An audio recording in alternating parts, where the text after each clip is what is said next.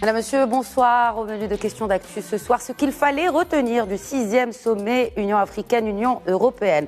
L'événement s'est tenu à Bruxelles les 17 et 18 février.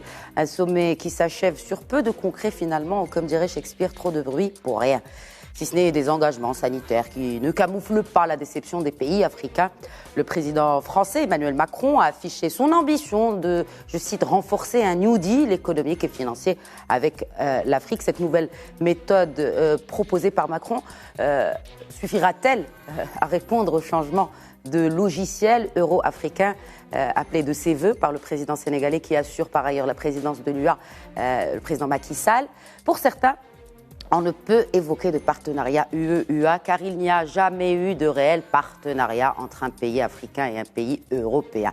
La question migratoire, bien que centrale pour certains agendas électoraux en Europe, reste le parent pauvre de ce sommet. Pour le Maroc, cela dit, la migration et la mobilité constituent l'enjeu du partenariat euro-africain.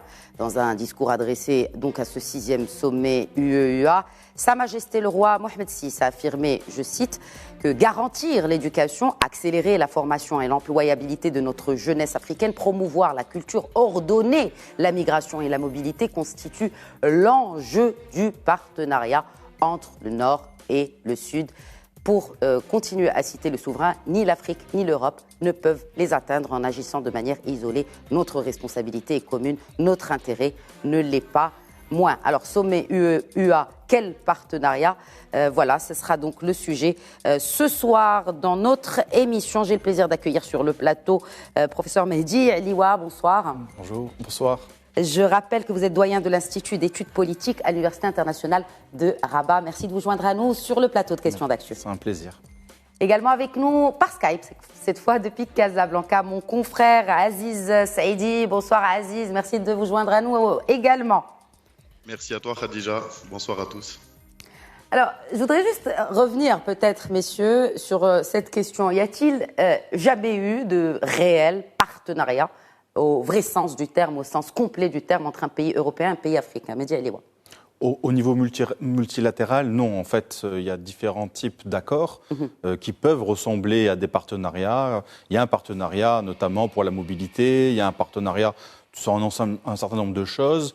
Mais ce qui est compliqué ici, c'est que ce sont deux entités assez différentes du fait que les Européens veulent une Europe forte et cohérente dans un espace limité. Par exemple, la question de la Turquie ou de l'élargissement de l'Europe, ou même de notre pays, où à un moment donné, il était peut-être question d'un partenariat plus élargi, etc. Et l'Union africaine aussi est dans son périmètre et avec des propres enjeux, des enjeux à la fois sectoriels et à la fois régionaux au sein de l'Union africaine. Et donc, il n'y a pas en fait dans ce côté multilatéral vraiment des partenariats qui puissent être à l'équivalent de ce qui peut exister par exemple dans les sous-régions africaines ou de ce qui peut exister par exemple au niveau de l'Union européenne ou par exemple avec Schengen par exemple. Très bien. Alors justement, est-ce que cette relation-là est certainement à réinventer? Pourquoi il y a urgence aujourd'hui, Aziz Saïdi, de réinventer cette relation entre le Nord et le Sud, entre l'Union européenne et l'Afrique? J'ai envie de répondre en un seul mot, la Chine.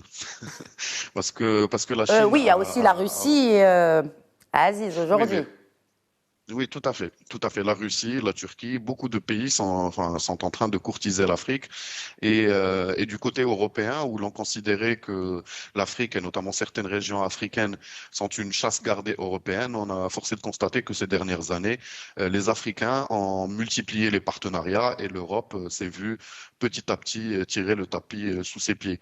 Je reviens à votre question de départ, qui est celle du partenariat. Est-ce que ce partenariat a jamais existé?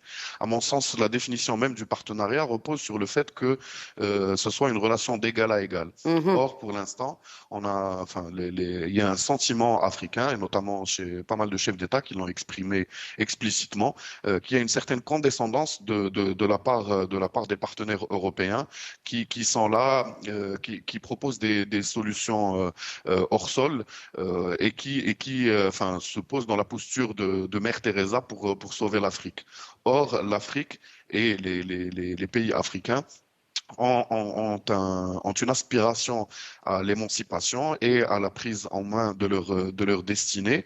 Enfin, les choses sont en train d'évoluer, d'où cette urgence pour l'Union européenne, mais aussi pour l'Union africaine et pour les pays africains, parce que l'Europe reste quand même un partenaire incontournable, mais un partenaire qui n'est pas exclusif.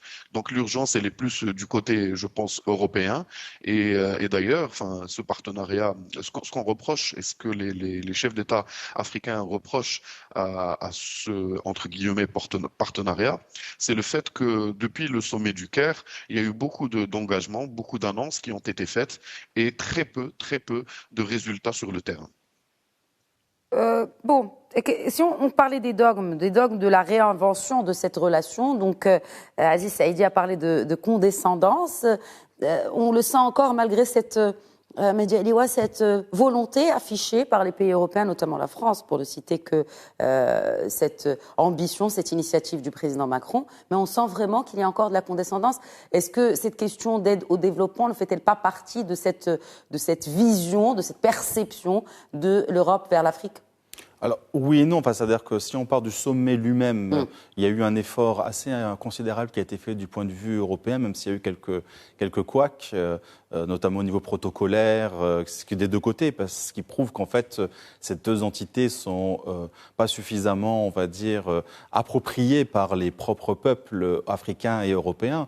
Donc en Europe, l'Union européenne, ça reste quand même quelque chose d'un peu, comment dire, de peu abstrait, donc c'est pas complètement incarné comme une nation par exemple, et donc il y a eu au niveau protocole, voilà, par exemple la présidente de la Commission européenne qui n'a pas été reconnue par le président ougandais, donc on a des couacs qui montrent qu'on a encore beaucoup de choses pour apprendre à se connaître, mais il y a eu des efforts qui ont été faits notamment du point de vue européen, du côté européen, notamment sur la question par exemple que il y a une déclaration finale et qui se dote de moyens et avec en plus, et c'est la première fois que ça va exister, la possibilité d'évaluer, de faire un suivi, d'avoir une commission de suivi, parce que jusqu'à présent, que ce soit le Caire, comme a cité mon collègue, ou que ce soit Abidjan ou d'autres types de partenariats qui ont été signés, en fait, il n'y avait pas vraiment de comité de suivi, c'était des grandes déclarations. Là, on est un peu moins dans les grandes déclarations, c'est un peu plus précis. Il y a encore beaucoup de travail à faire pour que ce soit plus précis. Et il va y avoir un comité de suivi. Donc quand même, il y a quelque chose qui a été fait. Mais sinon, si on reste sur la question de la vision de manière générale des Européens, que ce soit les sociétés européennes, parfois même à travers leurs représentants étatiques, des nations européennes, et peut-être ça se sent encore plus fortement au niveau de la représentation européenne, parce qu'on est face à une bureaucratie gérée par une élite en fait européenne qui font des études particulières pour pouvoir être dans les commissions. C'est cela, justement, oui. Et qui sont déconnectés de la réalité africaine. C'est-à-dire que si on regarde la majorité à Bruxelles et même à Strasbourg de ceux qui ont en charge, si vous voulez, les questions européennes, encore plus que les nations européennes, ils ne connaissent rien de l'Afrique, voire ils n'y ont même jamais mis les pieds. Ils ne connaissent de l'Afrique que des images d'Épinal. Des images d'Épinal, et puis il y a bien sûr eu peut-être des lectures, mais qui a écrit ces ouvrages qui parlent de l'Afrique in fine, ce sont les Occidentaux, pour la majorité. Donc je veux dire, oui. Et ça reste quand même, vous êtes sociologue, Mehdi Eliwa, ça reste quand même biaisé sur l'image qu'on peut porter sur un pays africain, sur une culture africaine, que de se documenter d'ouvrages qui soient issus du monde occidental. Oui, il y a même une tension, c'est-à-dire que même quand on apporte des éléments intellectuels du continent, et même très anciens, il y a une sorte de refus de les intégrer dans les curriculums. Dès qu'on essaye de parler du mot décolonisation pour remettre les choses dans leur contexte, il y a des levées de boucliers un peu partout, même si, fort est de constater que malgré tout, nous sommes dans un tournant. C'est-à-dire que si ça c'est une réalité, c'est pour ça que je dis oui et non, il y a quand même une vague de fond dans les sociétés civiles, où on est en train de changer les choses. On recrute de plus en plus de collègues du continent. Alors c'est à double tranchant, parce que c'est aussi la fuite des cerveaux. Nous y reviendrons certainement. Voilà. Oui. Mais on les recrute, on est en train de dépoussiérer. On retrouve des philosophes qui sont intéressés à la philosophie bantoue. On retrouve des trésors de pensée africaine et qui vont commencer à être enseignés dans les plus prestigieuses institutions européennes, notamment les Anglais. Bon, le Royaume-Uni est sorti, c'est le Brexit. De l'Europe, c'est un peu compliqué. C'est pour ça que aussi. Mais ils ont fait des efforts. L'Europe s'est tournée vers l'Afrique parce qu'elle a perdu un partenaire clé qui est la Grande-Bretagne. Oui, mais qui lui aussi se retourne vers l'Afrique parce que c'était une ancienne puissance coloniale, c'était un empire et un des plus grands et des plus puissants et aussi des plus terribles avec des violences, mais ce n'est pas le débat maintenant. Et malgré tout, ça a créé, malgré la violence et ce crime contre l'humanité, ces crimes contre l'humanité qui ont été l'esclavagisme et la colonisation, malgré tout, dans cette horreur, il y a eu quand même des échanges entre sociétés, des interconnexions, des résistances à ces crimes-là de part et d'autre, des couples mixtes, de la pensée, de la musique, etc., jusque dans la migration. Et donc, on a quand même une interconnaissance, dans le cas français, bien sûr, avec l'Afrique francophone, et dans le cas anglais, avec l'Afrique anglophone. Et les Anglais, le Royaume-Uni, reviennent en force sur le continent. Et jusque dans notre pays, il n'y a pas si longtemps, il y a une visite importante qui a été faite par je ne sais pas comment on dit en anglais, mais le prince héritier, je ne sais pas si je le prononce bien. Oui. Je suis sociologue, je m'intéresse plus aux sociétés qu'au protocole. Et c'est assez intéressant de voir à quel point les Anglais ont aussi, dans leur société, fait des efforts de meilleure compréhension. Même par exemple dans la production de séries ou de films, il y a beaucoup de coproductions, BBC ou d'autres types, c'est pour ne citer que, avec les Nigeria, avec l'Afrique du Sud, avec le Ghana. On ne retrouve pas l'équivalent français, ou très peu. Il n'y a pas beaucoup d'aide à la production cinématographique comme le font aujourd'hui. Voilà. Donc il y a un narratif qui doit s'écrire ensemble. J'ai l'impression que du côté de certains pays, ils veulent l'écrire seuls, continuer à écrire l'histoire tout seul, ça ne sera pas possible. C'est une question de vision aussi. Aziz Saïdi, est-ce qu'il y a une vision commune? On parle de l'Union européenne comme un seul corps, n'est-ce pas, avec différents organes, mais est-ce qu'ils vont tous vers la même direction? Notamment sur une question centrale, bon d'abord sur la relation Afrique-Union européenne, mais aussi sur la question centrale qui est la migration. Et en cette année particulière, 2022, qu'on connaît avec les enjeux électoraux et j'en passe. Mais est-ce qu'il y a une vision commune d'abord, Aziz Saïdi?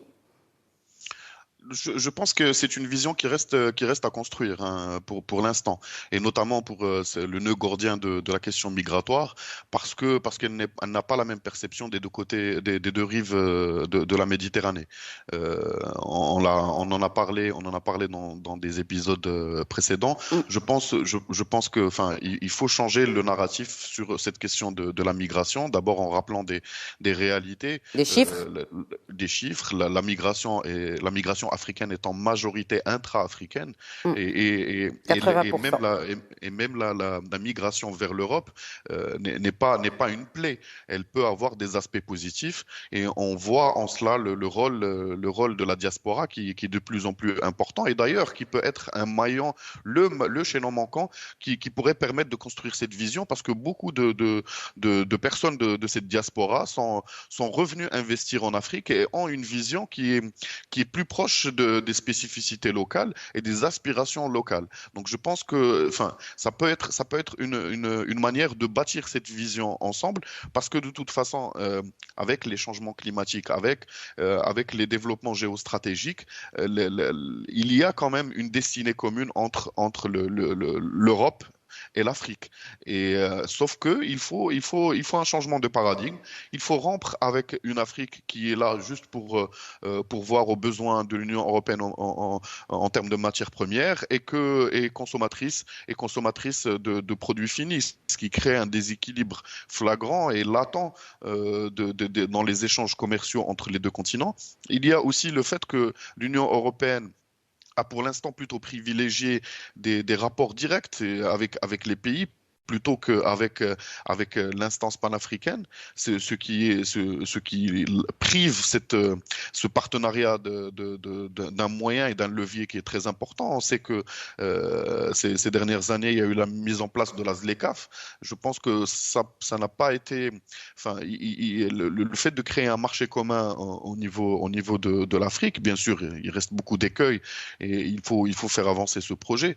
Mais je pense que l'Union européenne gagne gagnerait justement, enfin, gagnerait à travailler avec l'Afrique dans son ensemble et de s'inscrire dans les projets africains de grande ampleur comme celui de la ZLECAf. Donc, à mon sens, c'est une vision qui reste à construire. Et puis surtout, comme je disais tout à l'heure, enfin, on parlait de condescendance, on peut aussi parler de verticalité puisque les projets qui généralement sont financés par que ce soit les agences de développement européennes ou l'Union européenne en elle-même, c'est des projets qui sont sélectionnés plutôt par l'Union européenne et non pas dans une logique de partenariat pur. Donc c'est des questions qui restent en suspens et encore une fois enfin j'ai l'impression que les chefs d'État africains et les pays africains en général se montrent un peu réservés par rapport aux annonces qui ont été faites. Certes, comme l'a dit professeur Aliwa, il y a maintenant une instance de suivi de ces annonces et notamment en impliquant la société civile, ce qui est un pas indéniable. Mais les Africains attendent qu'il y ait des actions concrètes parce que sur ce sujet-là, enfin sur ce sujet du financement du développement ou des financements des infrastructures comme sur celui des migrations, de la sécurité, beaucoup de dossiers sur lesquels il y a eu des engagements et sur lesquels on tarde à voir sur le terrain la concrétisation de ces engagements. Oui.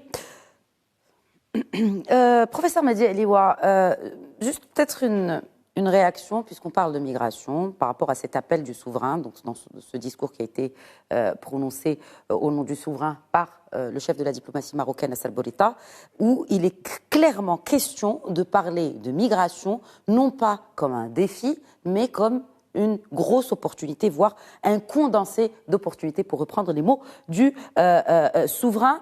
Est-ce qu'on en a vraiment... Est-ce que, du côté européen en tout cas, même s'il y a seulement... en Europe, rappelons-le, seulement 12% des migrants présents en Europe sont d'origine africaine, sont africains. Est-ce que l'Europe montre un quelconque intérêt dans ce genre d'opportunité aujourd'hui ? Non, en fait, il faut le dire, Sa Majesté ici a ouvert une voie, une réflexion très innovante. Et d'ailleurs, c'est pas migration, ça s'appelle migration et mobilité. Et mobilité, oui. Et ce n'est pas nouveau, depuis de longues années, depuis certainement son intronisation en tant que chef d'État, notamment par rapport aux Marocains résidant à l'étranger. Il y a eu tout un ensemble d'élan qui ont été faits.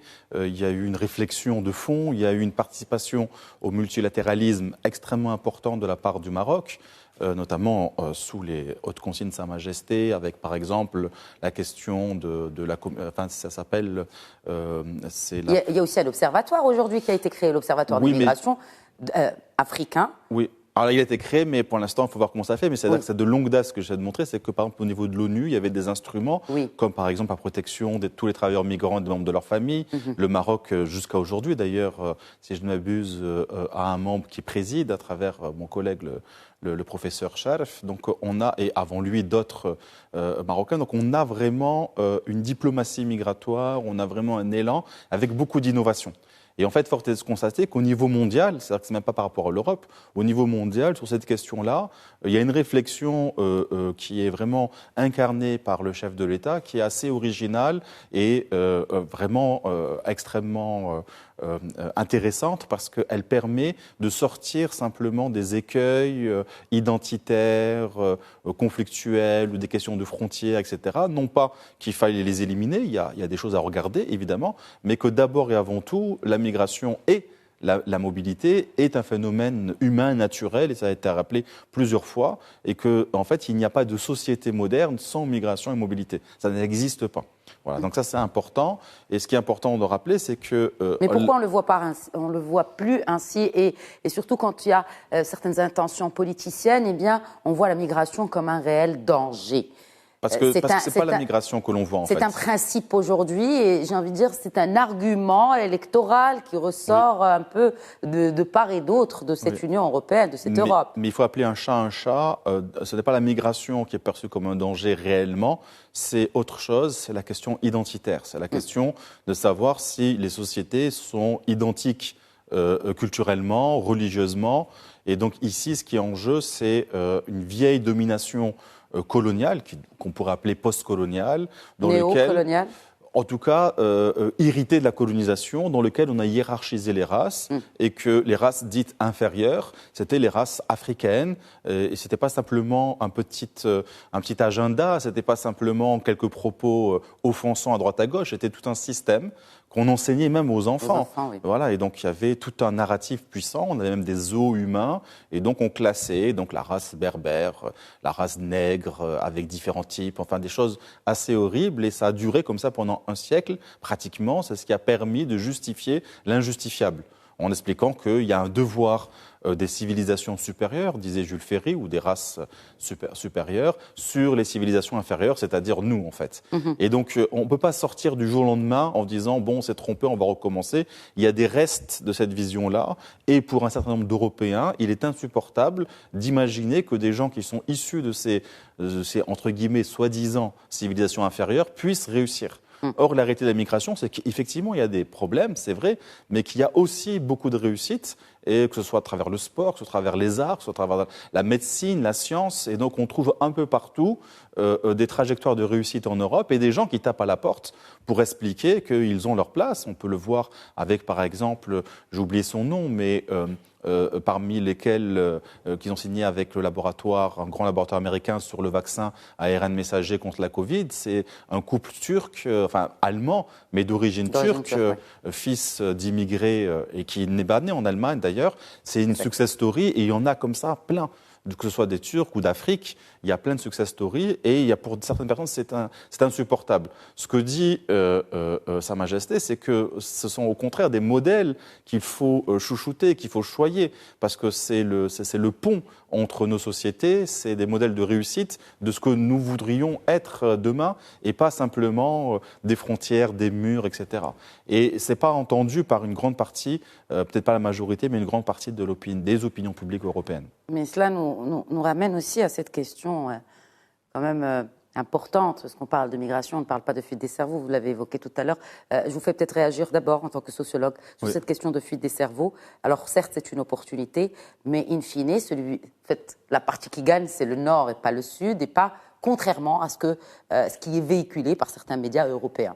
En fait, si on avait des vrais partenariats, si on pouvait circuler facilement, en fait, je pense qu'on pourrait tous y gagner. Le problème, c'est que obtenir un visa, même lorsqu'on a des hauts diplômes, c'est très compliqué et on a peur toujours de revenir, de peur de ne plus jamais pouvoir revenir dans le pays où on a immigré.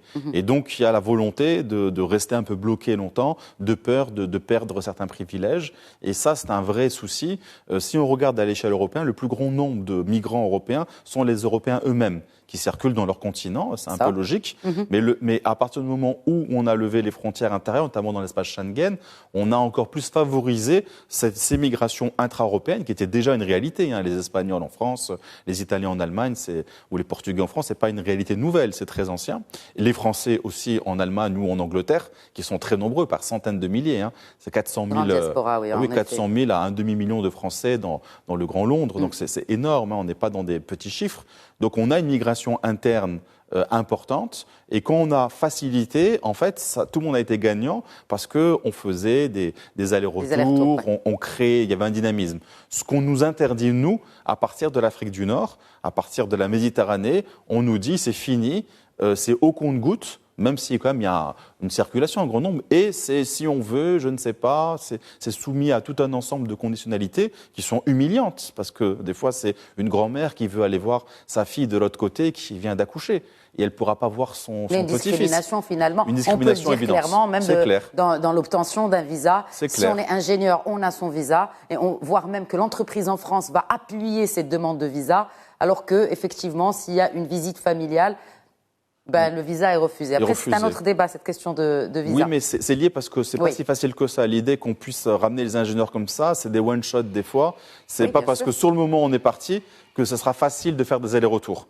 S'il y avait des allers-retours, ce serait pas complètement perdant pour les pays africains d'avoir une partie des élites qu'ils forment intellectuelles qui continuent de se faire former ailleurs. Il y aura du retour sur pas mal de choses parce qu'ils peuvent ramener de nouveaux savoirs. Mais plus on ferme, c'est pour ça qu'on dit migration et mobilité, plus on ferme les possibilités de mobilité, que ce soit pour les étudiants, pour les chercheurs, pour les entrepreneurs, etc., plus on complique les choses. Mais, Aziz Saïdi, peut-être une réaction par rapport à cet appel du souverain, mais aussi par rapport à cette question migratoire et surtout sur cette fuite des cerveaux. Comment minimiser déjà les effets de ces fuites des cerveaux africains vers l'Europe? Oui, par rapport, enfin, ça revient à ce qu'on disait sur le fait qu'il faut changer le narratif sur la migration et bien évidemment distinguer mobilité et migration parce que la mobilité ça permet l'échange et c'est dans les deux sens et c'est dans les deux sens. Hein. J'ai pas l'impression qu'on parle des expatriés européens en Afrique comme des parias ou des migrants indésirés. Donc voilà.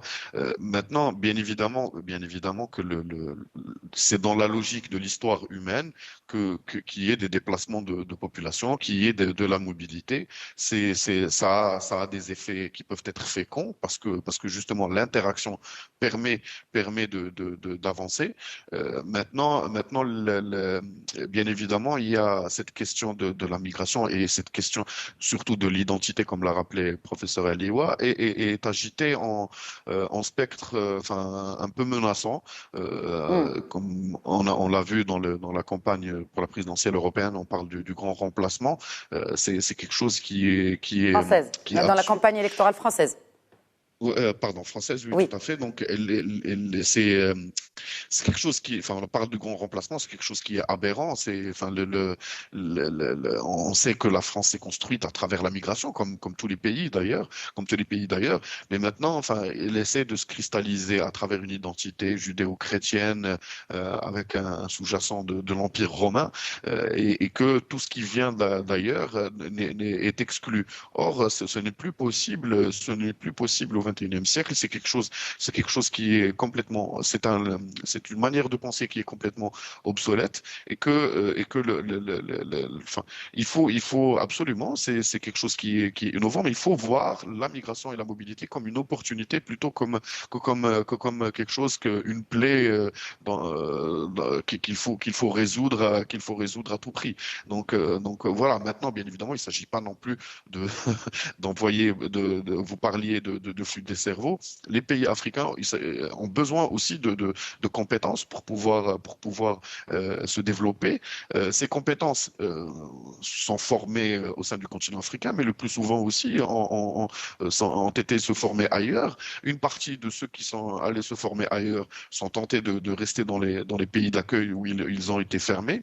Ils ont été formés. Formés plutôt. Et que formés, voilà. Et donc, ce qui est logique, c'est des aspirations humaines. Chacun a sa trajectoire de vie. Mais quand on voit les grands nombres, ça peut devenir problématique du moment que il n'y a pas cette possibilité de pouvoir faire des allers-retours et avoir une mobilité académique, une mobilité de business, une mobilité culturelle. C'est des choses qui sont importantes pour pouvoir justement bâtir ce partenariat entre Africains et Européens et de sortir de cette ornière et de ce logiciel qui est maintenant obsolète.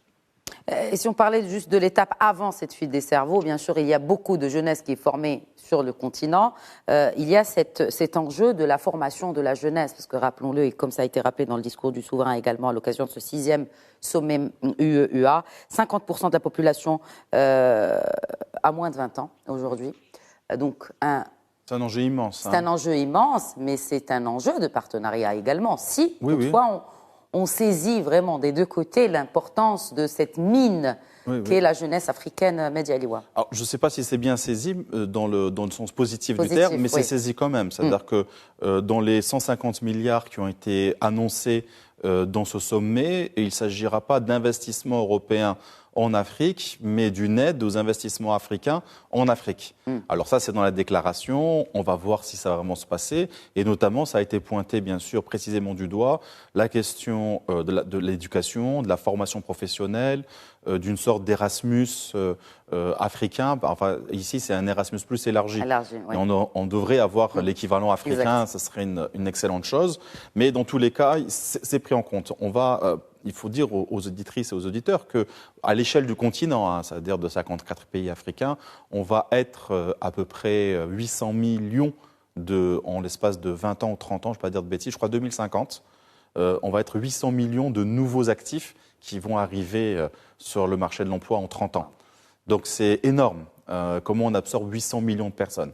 Alors c'est des projections, parce qu'il y a ceux déjà qui sont là, donc c'est sûr, puis ceux qu'on imagine arriver, qui vont naître maintenant, et donc selon les modèles démographiques qui dans 30 ans seront sur le marché de l'emploi. Mais c'est un défi immense.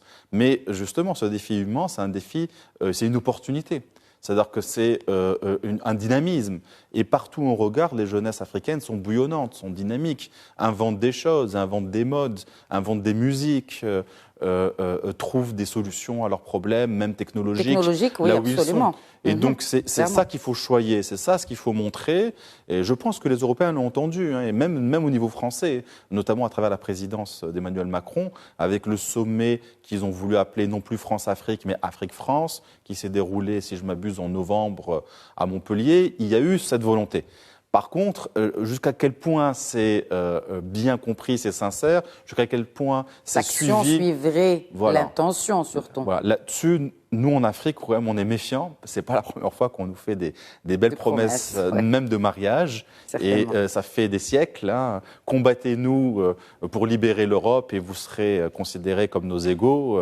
À peine on libère l'Europe qu'en Algérie, au Sénégal, il y a des massacres de tirailleurs sénégalais ou de personnes, des supplétifs des forces coloniales. Donc, c'est pas la première fois qu'on nous ment. Alors, bien sûr, ça, c'est une histoire franco-africaine, mais c'est l'équivalent avec la Grande-Bretagne et les autres pays, avec la Belgique, etc. Présents, voilà. Donc, mais par contre, il y a une vraie prise de conscience. Donc, on sent, les Belges, plus que la France, ont fait leur analyse, leur état de conscience. Et ils ont fait un très beau rapport sur ce qui s'est passé au Congo. Il y a eu des excuses qui commencent à être présentées. Donc, on a vraiment quelque chose qui change. Et ça, c'est dû notamment aussi parce que nous avons les descendants d'Africains, ce qu'on appelle les afro-diasporiques, qui sont en Europe et qui constituent aussi une force locale pour faire changer, parce qu'ils défendent ce qu'ils sont et c'est normal. Donc c'est là-dessus qu'il faudrait construire quelque chose. Et je pense qu'il y a maintenant une oreille européenne. Les Européens, par exemple, sur ce sommet, ils ont compris que ce n'était pas une question d'étaler de l'argent. Il fallait des projets plus précis. Il fallait pouvoir faire le suivi de ces projets. Et il fallait surtout permettre aux Africains eux-mêmes d'être les investisseurs et de les aider comme ça. Ça va être le cas, par exemple, sur des levées de fonds FMI. On espère, en tout cas, c'est quelque chose qui s'est débattu. Et c'est dans ce sommet-là où ce qu'on appelle, en fait, les tirages spéciaux. C'est-à-dire qu'on a des dotations au niveau du FMI où on peut, sur le tirage, tirer un peu plus que prévu. Et beaucoup de pays, dont la France, par exemple, sous la présidence d'Emmanuel Macron, a décidé de renoncer à ce tirage spécial pour le donner en fait aux pays africains qui en auraient besoin. Donc on voit quand même, il y a quelque chose de nouveau. Moi, c'est pour ça que je vous dis oui et non depuis tout à l'heure. Je suis très critique de ce qui s'est fait jusqu'ici et je sens que voilà, il y a une prise de conscience. Mais quand on voit les débats électoraux, comme vous le citez, c'est vrai que ça peut refroidir, mais peut-être qu'il faudrait dissocier les deux. Non, sachant que c'est dans ce même pays qu'est la France, que c'est la France qui assure la présidence de l'Europe cette année. C'est pour ça, ouais. C'est pour ça que c'est. C'est pour ça que c'est. Voilà, c'est pour ça qu'on se. Voilà. Et de l'autre côté, c'est Macky Sall. Donc voilà, je ne parle pas de la Commission africaine, mais de l'Union africaine. Et je pense qu'on a quelque chose à jouer, une carte à jouer. Maintenant, bon, voilà. On n'est pas né de la dernière pluie, comme on dit. Absolument. Donc, ouais, méfiance. Mais bien sûr, de toute façon, on peut rester méfiant tant qu'on n'a pas du concret. Aziz Saïdi, peut-être une réaction, je vous vois sourire et acquiescer. Bon, 150 milliards pour l'Afrique, mais encore. Est-ce qu'on va parler de partenariat ou encore une fois, on va parler d'aide au développement enfin, le discours classique? Ça reste flou sur ces fameux 150 milliards. J'ai envie plus de les mettre dans la case du financement que celui de l'investissement d'ailleurs. Je pense que c'est du financement d'infrastructures à l'image de ce que fait la Chine depuis quelques années. Et d'ailleurs, enfin, le changement est flagrant. Quand on compare 2013 à 2020, la Chine est passée, je crois, de mémoire de 13% des financements d'infrastructures en Afrique à plus de 30%. Et c'est exactement exactement le contraire pour l'Europe.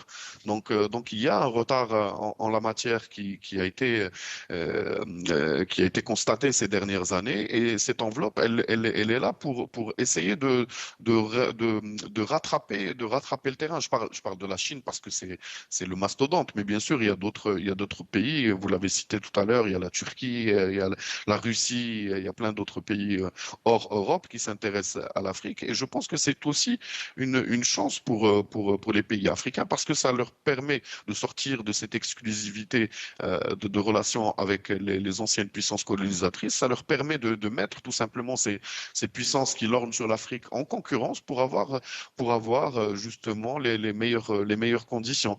Maintenant, il faut voir, encore une fois, j'ai l'impression qu'on se répète à longueur d'émission sur ça, mais il faut quand même rester très très prudent, parce que les chiffres avancés sont certes colossaux. Ils touchent des secteurs clés que sont les infrastructures, que ce soit en termes de transport, de transition énergétique,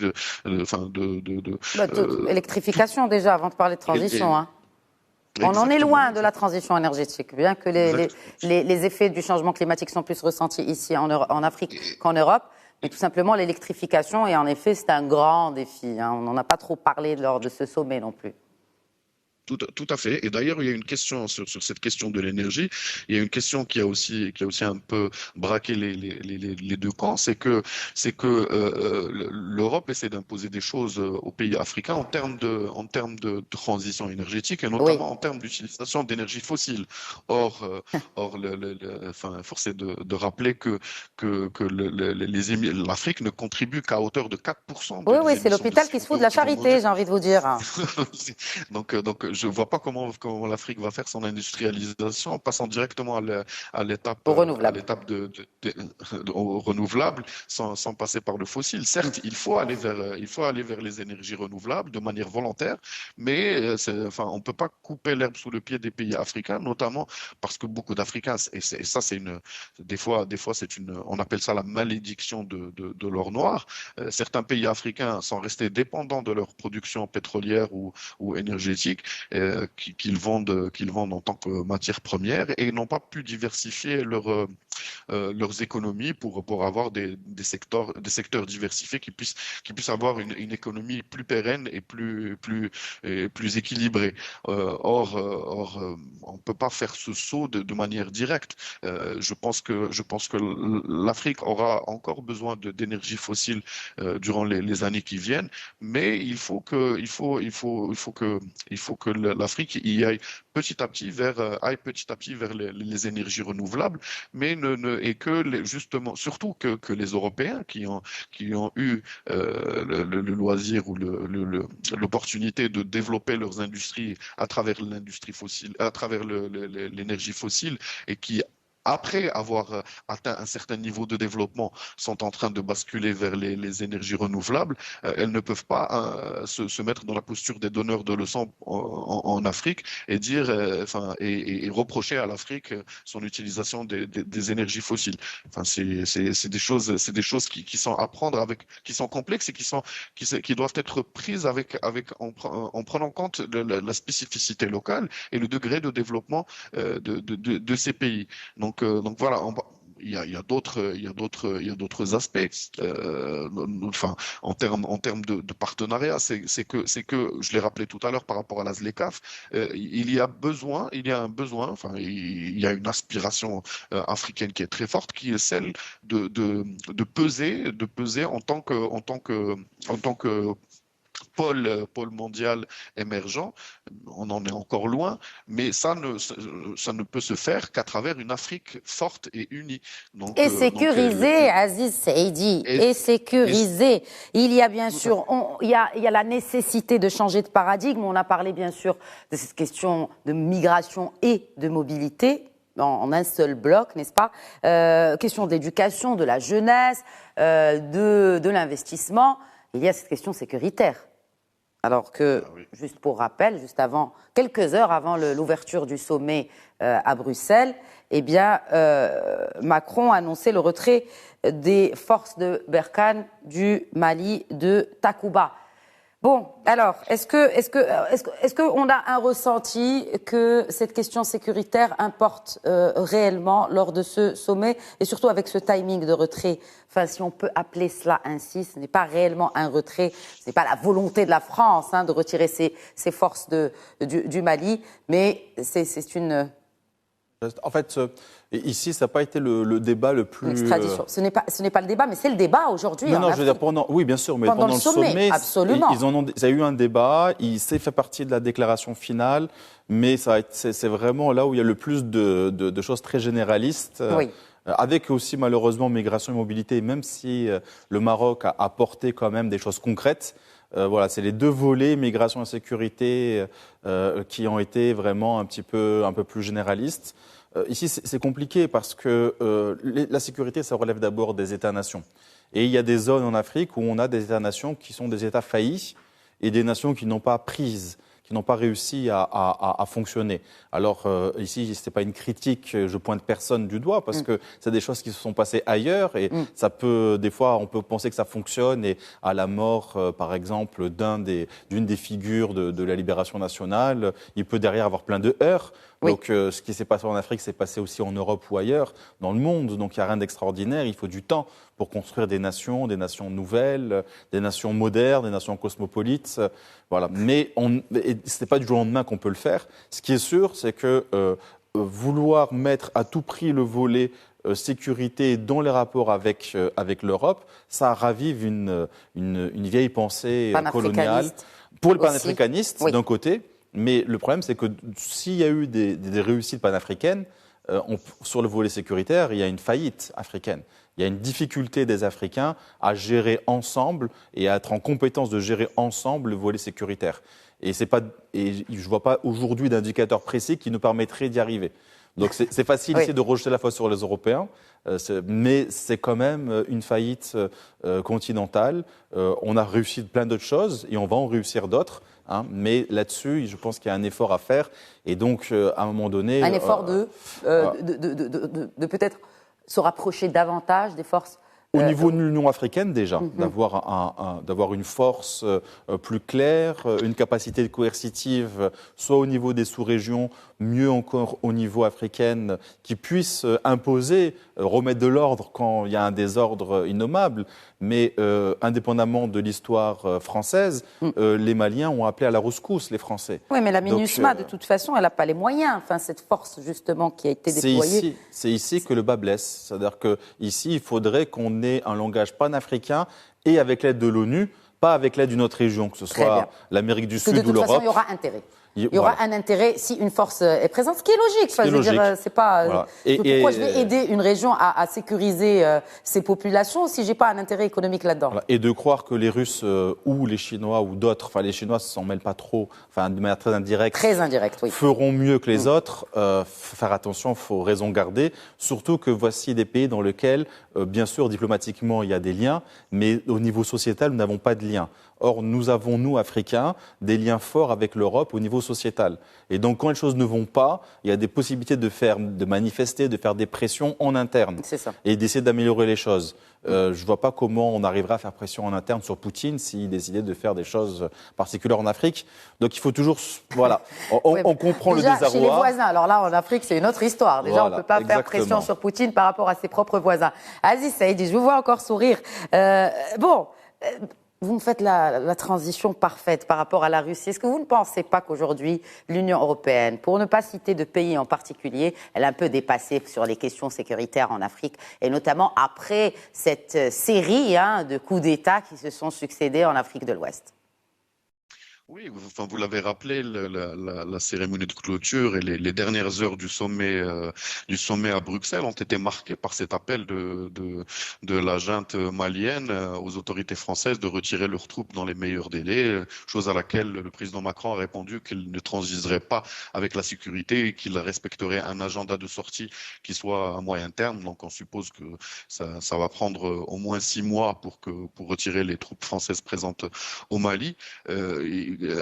professeur Eliouab rappelait que la présence française au Mali a été faite après l'appel des autorités maliennes, et surtout à l'époque du président ATT, qui a appelé au président François Hollande à la rescousse, parce qu'il n'arrivait plus, parce que l'État malien n'arrivait plus à assurer la sécurité de son territoire. Ça, c'est évident. Maintenant, bien évidemment, depuis une décennie, après une décennie de cette présence, il y a des manques, il y a des choses qui ont été constatées sur le terrain, et puis surtout, il y a les populations locales qui ont l'impression que cette force n'est pas là vraiment pour protéger le Mali, mais protéger plutôt ses intérêts dans la région, d'où ce soulèvement et d'où l'appui populaire à la junte malienne dans ce sens. Alors pour sortir, ça c'est le cas malien, mais dans la globalité, la région du Sahel est en proie à une insécurité et à des problèmes très très très importants.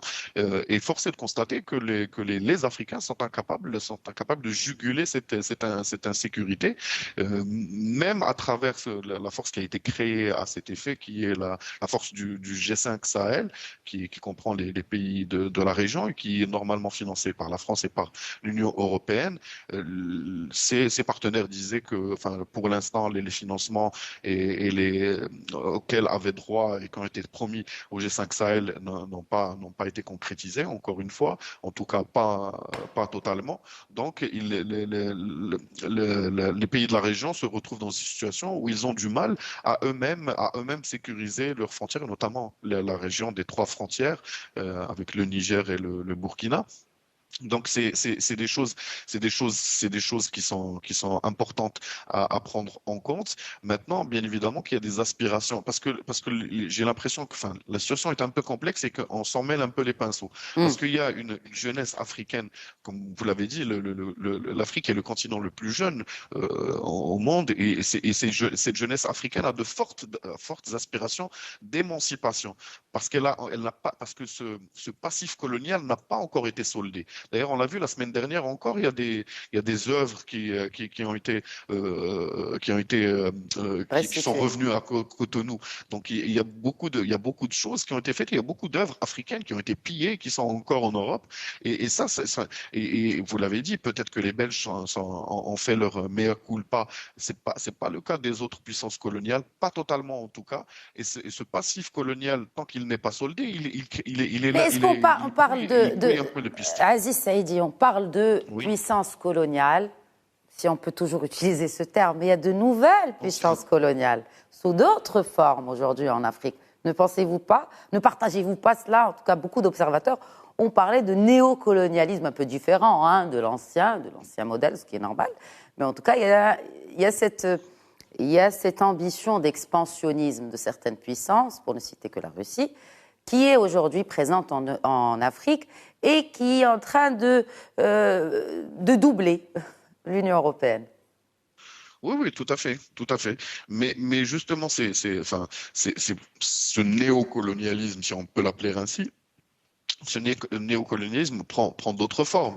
C'est ça. Et prend d'autres formes, et c'est des formes qui sont... Ça peut être l'assujettissement par la dette, et d'ailleurs ça a commencé, le premier colonialisme a commencé par là. Le fait de noyer les pays à travers un financement qui est aisé et sur du long terme, ça permet une relation de dépendance avec ces pays-là. Donc la Chine, pour l'instant, si vous me permettez l'expression, elle ne sort pas les crocs, elle n'a pas de troupes importantes sur le sol africain, à part pour protéger ses investissements stratégiques. Mais le fait même que cette relation aille dans ce sens, et ça peut être remis en question, et ça peut être problématique à l'avenir.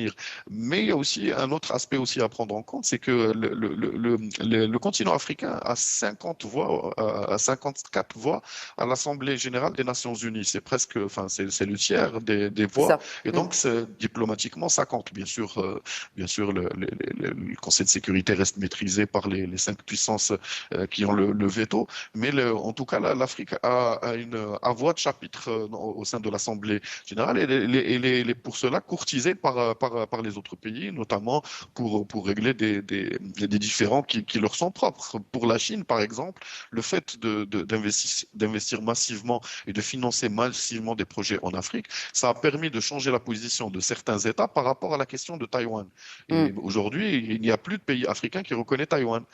Ça, c'est quelque chose qui s'est fait en une décennie à travers des investissements. Et voilà, donc je ne sais pas si on peut appeler ça du néocolonialisme, mais en tout cas, il y a une nouvelle donne. Il y a une nouvelle donne. Et pour l'instant, l'Afrique a une aspiration d'émancipation, mais elle n'a pas encore les moyens de pouvoir garantir son...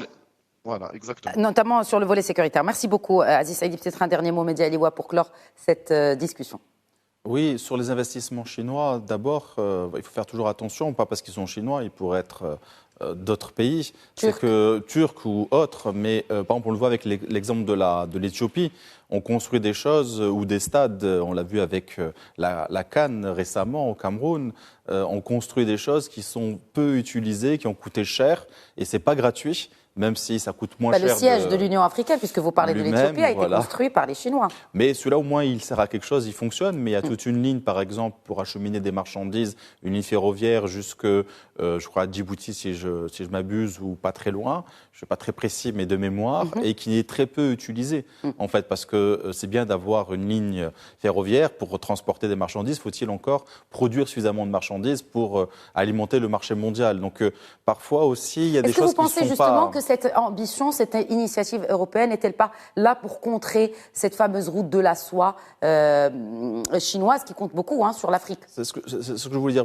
Moi, je pense qu'il y a autre chose, enfin, j'ose espérer qu'il y a autre chose qui est bien compris, c'est que pour l'instant, même si c'était une bonne chose qu'il y ait des nouveaux alliés, des nouveaux investisseurs, nouveaux partenaires aux Africains pour faire jouer, monter les enchères aussi, et surtout montrer à l'Europe qu'on on lui est absolument pas un féodé, et c'est une très bonne chose. Je pense qu'il y a aussi une perception pour les Européens qu'il y a un risque aussi pour les sociétés européennes que si ça se passe mal en Afrique, ils vont beaucoup plus en payer le prix que les Chinois, et que donc il faut non seulement investir, faire attention, mais aussi ne pas permettre qu'on fasse n'importe quoi parce qu'il y a des investissements, des ports, des lignes ferroviaires, des stades de foot qui sont infonctionnels, c'est de l'argent gaspillé et en plus ça fait de la dette. Et les Chinois là-dessus sont intraitables sur la dette. Donc ici, il y a peut-être la prise de conscience, au-delà des intérêts propres, qu'il faut aussi remettre un petit peu... voilà. Et c'est aux Africains de jouer sur ces différents tableaux pour pouvoir avancer. Merci beaucoup, Mehdi Aliwa. Peut-être un dernier mot, Aziz Saïdi, mais vraiment en un mot ou deux. Comme vous avez commencé avec un mot, on va clore avec un seul mot. Très bien, très rapidement, juste pour dire que, enfin, pour rappeler la fameuse citation de Gaulle, que les États n'ont pas d'amis mais plutôt des intérêts. Et pour revenir sur cette question du siège de l'UA, on sait que c'était un cadeau empoisonné, puisque si la Chine qui l'a construit, elle a mis des micros dedans et elle pouvait avoir accès à tous les. D'ailleurs, ça a créé un gros scandale pour la ligne le chemin de fer Addis Abeba Djibouti. C'est une ligne qui est censée être un train électrique. Il y a un problème d'électrification. Il y a pas assez de marchandises. Donc voilà. Merci, Aziz. Vraiment, en un mot. Merci. On déborde. Non, mais je vous laisse finir, en un mot. Très bien. Juste qu'il ne faut pas être dupe et qu'il ne faut pas non plus regarder les Européens comme les grands méchants. Il faut juste essayer de passer d'une relation d'égal à égal et de construire une vision commune. Chose qui pour moi pour l'instant n'est pas encore le cas, mais j'espère que les prémices, enfin les choses qui ont été annoncées et que ce mode de fonctionnement qui a changé pendant ce sommet augure d'une nouvelle ère. Certainement. Merci, Aziz. En tout cas, certainement qu'on le souhaite également. Merci également, professeur Mehdi Aliwa, d'avoir enrichi cette discussion sur l'avenir du partenariat africo-européen, europo-africain. Merci à vous de votre fidélité. Très bonne soirée.